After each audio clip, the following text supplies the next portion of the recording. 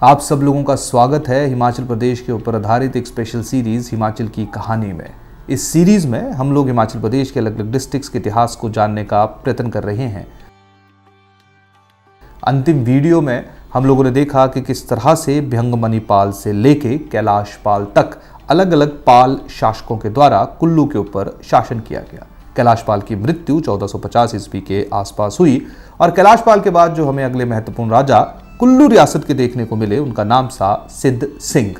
सिद्ध सिंह जो अपने नाम के साथ सिंह लगाया करते थे, तो काफ़ी बार ये भी प्रश्न उठता है कि क्या सिंह और पाल अलग अलग थे या एक ही परिवार को बिलोंग करते थे। इतिहासकारों का यहाँ पे ये मत है कि कैलाश पाल के वंशज ही आगे जाके सिद्ध सिंह थे और उन्होंने बस अपने नाम से पाल को हटा के सिंह लगाना शुरू किया, जैसा हमने हिमाचल प्रदेश के इतिहास में और डिस्ट्रिक्ट्स में भी देखा, जहां पे चंबा में पहले बर्मन राजाओं के द्वारा लगाया जाता था, बाद में उन्होंने बर्मन को हटा के सिंह लगाना शुरू कर दिया। तो आज हम लोग सबसे पहले बात करेंगे सिद्ध सिंह की। यहाँ पे जैसे ही सिंह राजाओं के द्वारा कुल्लू के ऊपर अपना नियंत्रण स्थापित किया, सिंह राजा जिनको बदानी फैमिली भी बुलाया जाता है, तो उसके बाद आप लोग देखोगे कि कुल्लू रियासत अपनी एरियाज़ को, अपनी टेरिटरीज़ को फिर से एक्सपैंड करना शुरू करेगी और 16वीं 17वीं सेंचुरी तक आते आते कुल्लू हिमाचल प्रदेश की सबसे बड़ी सल्तनतों में से, सबसे बड़ी प्रिंसली स्टेट्स में से एक होगी। सबसे पहले हम लोग बात करते हैं सिद्ध सिंह की। सिद्ध सिंह काफ़ी शक्तिशाली राजाओं में से एक कंसीडर किए जाते हैं। जब कैलाश पाल की मृत्यु हुई तो उनकी मृत्यु के बाद कुल्लू रियासत छोटे छोटे ठाकुर और राणाओं के अधीन आ गई। सिद्ध सिंह जैसे ही राजा बने तो उन्होंने सबसे पहले ठाकुर और राणाओं को हराना शुरू किया और कुल्लू रियासत को धीरे धीरे एक्सपैंड करना शुरू किया। उस समय एक बहुत ही शक्तिशाली ठाकुर हुआ करते थे जिनका नाम था जिना राणा। जिना राणा की अगर मैं बात करूं तो उस समय मदनकोट और मनाली वाली जो टेरिटरी थी वो इनके नियंत्रण में थी। सिद्ध सिंह बार बार प्रयत्न कर रहा था कि किस तरह से मदनकोट और मनाली वाला एरिया जो ओरिजिनली कुल्लू का ही हिस्सा हुआ करता था उसको वो जिना राणा से वापस जीते, लेकिन सिद्ध सिंह बार बार कोशिश करने के बाद भी सक्सेसफुल नहीं हो पा रहा था। तो वो एक ऐसे मौके की तलाश में था जहाँ पे वो जिना राणा को हरा सके।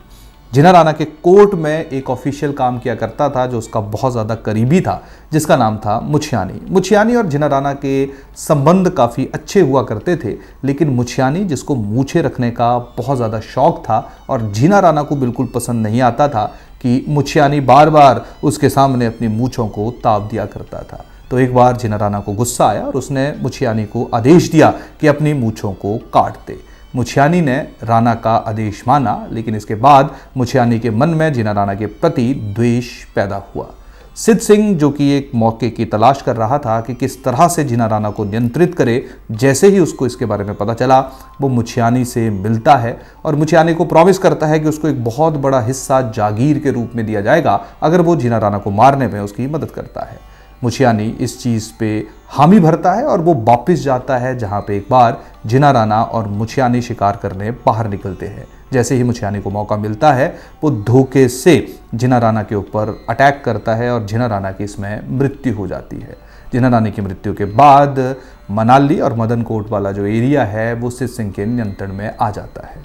लेकिन यहाँ पे इसके साथ साथ एक और कहानी का भी जिक्र मैं यहाँ पे करना चाहूँगा कि जैसे ही जिना राणा की मृत्यु होती है उस समय उसकी एक वाइफ प्रेग्नेंट थी। बाकी जो उसकी बीवियां थी और बाकी महिलाएं वो डिसाइड करती हैं कि वो आत्मदाह करेंगी। सारी की सारी महिलाओं के द्वारा आत्मदाह कर दिया जाता है, बस उसकी जो प्रेग्नेंट वाइफ थी उसको वहाँ से बाहर निकाल दिया जाता है। यही प्रेग्नेंट वाइफ बाद में एक बच्चे को जन्म देती है और इस बच्चे का जो आगे परिवार बनता है उसको नुवाणी फैमिली के नाम से जाना जाता है। और ऐसा कुल्लू के इतिहास में माना जाता है कि बदानी फैमिली और नुवाणी फैमिली, उनके बीच के जो संबंध हैं वो अच्छे नहीं हुआ करते थे और किसी समय जब बदानी फैमिली में किसी की मृत्यु हुआ करती थी तो नुवानी फैमिली उसको सेलिब्रेट किया करती थी। अब हम लोग बात करते हैं अगले महत्वपूर्ण राजा जिनका नाम है बहादुर सिंह। अगर मैं बहादुर सिंह की बात करूं तो बहादुर सिंह ने भी सिद्ध सिंह की तरह कुल्लू की टेरिटरीज को एक्सपैंड किया और वो क्षेत्र जो किसी समय कुल्लू के अधीन हुआ करते थे उनको वापस कुल्लू में शामिल किया।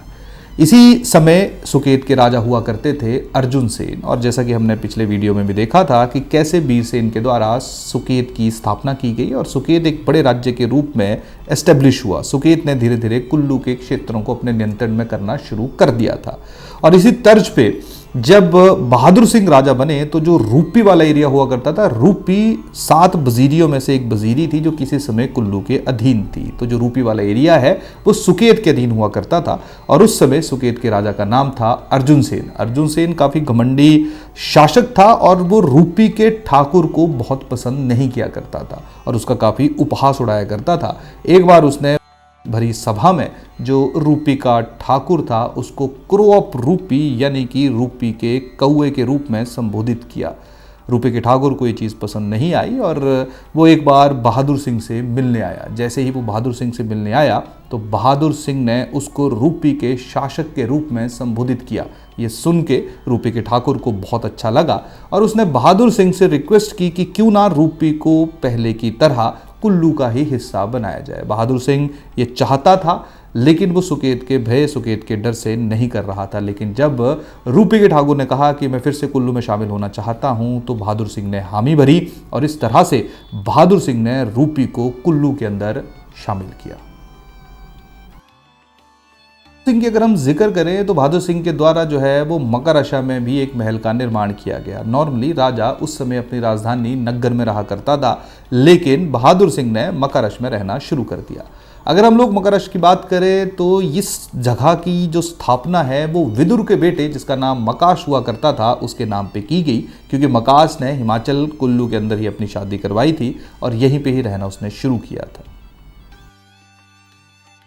अब हम लोग बात करते हैं अगले महत्वपूर्ण शासक जिनका नाम था जगत सिंह। जगत सिंह की अगर हम बात करें तो जगत सिंह काफ़ी स्ट्रॉन्ग, काफ़ी पावरफुल राजाओं में से एक कंसीडर किए जाते हैं। जो कुल्लू की रियासतें हुआ करती थी किसी समय उनको वापस बहादुर सिंह और सिद्ध सिंह की तरह जगत सिंह ने भी अपने अंदर शामिल किया, जिनमें मुख्य है लाग एरिया, सराई एरिया, नरसिंहगढ़, श्रीगढ़, हिमगढ़ी के किले और उसके साथ साथ दुल्ली लाग वाला एरिया और साथ में सुल्तानपुर का एरिया। अगर मैं सुल्तानपुर के एरिया की बात करूं तो सुल्तानपुर की स्थापना सुल्तान चंद के द्वारा की गई थी।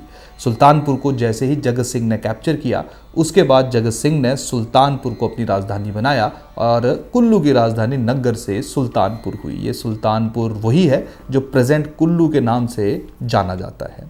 इसके साथ साथ अगर मैं जगत सिंह की बात करूं तो जगत सिंह से एक और कहानी जो है वो बहुत रिलेटेड है। जगत सिंह से रिलेटेड कहानी है कुल्लू के दशहरे की। एक बार जगत सिंह को पता चलता है कि उसके क्षेत्र में एक ब्राह्मण रह रहा है और उस ब्राह्मण के पास मोती हैं। जगत सिंह उन मोतियों को हासिल करना चाहता है तो वो ब्राह्मण के पास अपने ऑफिशियल्स को भेजता है और उसको डायरेक्ट करता है कि मोती जो है वो राजा के सामने पेश किए जाए। वो ब्राह्मण उस मोतियों को पेश करने से मना कर देता है। अपनी जान के भय से ब्राह्मण अपने घर को आग लगा के वहाँ से भाग जाता है और राजा को श्राप देता है कि राजा जब भी किसी चीज़ को खाने का प्रयत्न करेगा उसको कीड़े मकोड़े ही दिखेंगे। जैसे ही जगत सिंह कुछ खाने का प्रयत्न करता है उसको उसके बाद हर खाने की चीज़ में कीड़े मकोड़े दिखने शुरू होते हैं। वो इससे परेशान होता है और सुकेत से एक पुरोहित को बुलाया जाता है। सुकेत से आया हुआ पुरोहित उसको बताता है कि किस तरह से उसको एक ब्राह्मण का श्राप लगा है और उसका पश्चाताप करने के लिए उसको अयोध्या से रघुनाथ जी की मूर्ति मंगवानी पड़ेगी।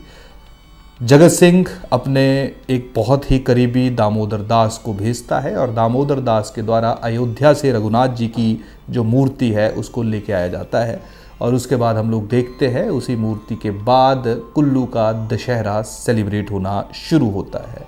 जगत सिंह का जिक्र औरंगज़ेब के साथ भी किया जाता है, जहाँ पे औरंगज़ेब के द्वारा जगत सिंह को जमींदार ऑफ कुल्लू से बुलाया जाता है।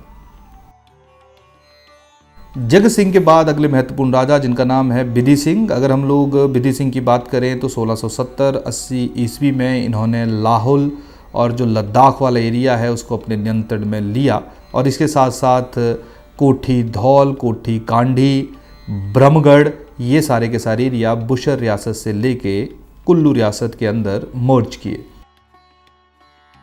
अब हम लोग बात करते हैं कुल्लू के अगले महत्वपूर्ण राजा जिनका नाम है मान सिंह। मान सिंह की अगर बात करें तो शायद ये कुल्लू के सबसे बड़े शासक थे।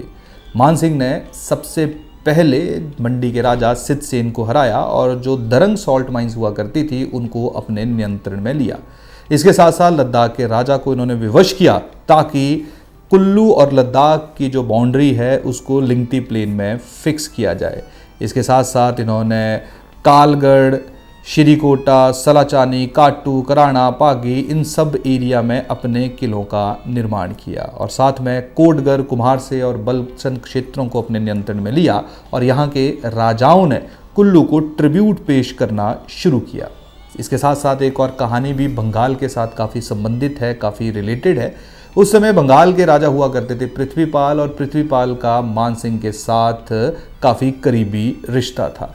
पृथ्वीपाल को सिद्धसेन के द्वारा, सिद्धसेन जो उस समय मंडी के राजा हुआ करते थे, उनके द्वारा मौत के घाट उतार दिया गया और सिद्धसेन चाहता था कि जो छोटा बंगाल वाला एरिया है उसको अपने नियंत्रण में ले, लेकिन मानसिंह उसके इन मंसूबों को पूरा नहीं होने देता है और इस तरह से मानसिंह जो बंगाल वाला एरिया है उसको भी अपने नियंत्रण में लेता है। लेकिन मानसिंह का जो अंत है वो बहुत अच्छा नहीं था। मानसिंह राणा ऑफ कुम्हारसे की बीवी के ऊपर अपना दिल दे बैठता है और एक बार धोखे से राणा ऑफ कुम्हारसे के द्वारा मानसिंह को मार दिया जाता है और इस तरह से मानसिंह की कहानी का अंत होता है।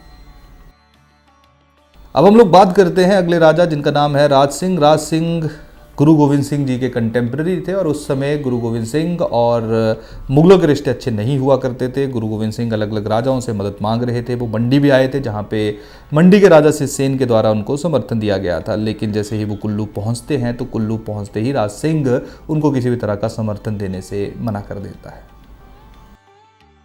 उसके बाद अगले महत्वपूर्ण राजा रहे जयसिंह। जयसिंह की अगर हम लोग बात करें तो जयसिंह के समय मंडी के राजा हुआ करते थे शमशेर सेन। शमशेर सेन कुल्लू के ऊपर अटैक करते हैं और जो चौहार वाला एरिया है उसको मंडी में शामिल करते हैं। जयसिंह अपनी जान को बचाते हुए लाहौर चले जाते हैं और उसके बाद वो कभी भी कुल्लू वापस नहीं आते हैं। अगले महत्वपूर्ण राजा का नाम है प्रीतम सिंह। अगर हम प्रीतम सिंह की बात करें तो प्रीतम सिंह मंडी के ऊपर अटैक करते हैं और अपने जो किले, जिन किलों का नाम है देवगढ़, मसपुर, सारी, अमरगढ़, इनको वापस जीतते हैं। प्रीतम सिंह संसार चंद के कंटेम्प्रेरी थे, लेकिन बहुत ज़्यादा कन्फ्लिक्ट या वॉर जो है वो हम लोगों को संसार चंद और कुल्लू के बीच में देखने को नहीं मिलते हैं। अब हम लोग बात करते हैं कुल्लू के अगले राजा जिनका नाम है विक्रम सिंह। अगर हम लोग विक्रम सिंह की बात करें तो विक्रम सिंह महाराजा रणजीत सिंह के कंटेम्प्रेरी थे। जब महाराजा रणजीत सिंह कांगड़ा के ऊपर अपना नियंत्रण स्थापित करते हैं तो वो कुल्लू में भी अपनी आर्मी भेजते हैं। कुल्लू के राजा को हरा दिया जाता है और 40,000 रुपया कुल्लू के राजा के द्वारा ट्रिब्यूट पेश करना शुरू होता है। 1813 में इसी ट्रिब्यूट को बढ़ाया जाता है 50,000 रुपये तक, लेकिन कुल्लू का राजा वो पेश करने से मना कर देता है। बाद में महाराजा रणजीत सिंह दीवान मोहकम चंद को भेजते हैं और उस समय विक्रम चंद बांग्ला विलेज में भाग जाता है और बाद में डिसाइड होता है कि उसको 3 लाख रुपया जो है वो सिखों को पे करना पड़ेगा। बाद में विक्रम सेन की मृत्यु 1816 ईस्वी में हो जाती है। अब हम लोग बात करते हैं कुल्लू के अंतिम राजा जिनका नाम था अजीत सिंह। अजीत सिंह की अगर हम बात करें तो अजीत सिंह के समय जो कुल्लू है वो महाराजा रणजीत सिंह के नियंत्रण में हुआ करता था। जैसे ही महाराजा रणजीत सिंह की मृत्यु होती है कुल्लू अपने आप को आज़ाद डिक्लेयर करता है। कुल्लू को सप्रेस करने के लिए 1839 ईस्वी में जनरल वेंचूरा अटैक करते हैं और कुल्लू के ऊपर अपना नियंत्रण स्थापित करते हैं। उसके बाद जब 1846 ईस्वी में सिख और ब्रिटिश के बीच में वॉर होती है और वहाँ पे सिखों की हार होती है, तो उसके बाद वो एरिया जो कि सिख एम्पायर के नियंत्रण में हुआ करते थे वो ऑटोमेटिकली ब्रिटिश एम्पायर में मर्ज हो जाते हैं और इसी तरह कुल्लू 1846 ईस्वी में ब्रिटिश एम्पायर का हिस्सा बनता है और राजशाही हमें कुल्लू में ख़त्म होती हुई देखने को मिलती है। तो ये था कुल्लू का इतिहास। आने वाले वीडियोस में हम लोग बाकी डिस्ट्रिक्ट्स के इतिहास को भी बहुत गहराई में कवर करेंगे। तो इसी के साथ इस वीडियो को समाप्त करते हैं। आप लोगों का बहुत बहुत धन्यवाद। Thank you. जय हिंद।